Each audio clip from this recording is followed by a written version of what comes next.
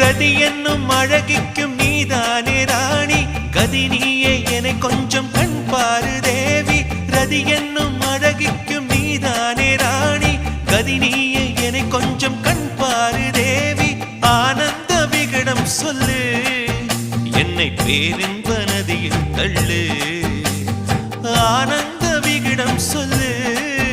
என்னை பேரின்ப நதியில் தள்ளு நான் பாக்யாதிபதியானேன் உன்னாலே கண்ணே உஷா பசும் பொன்னே உஷா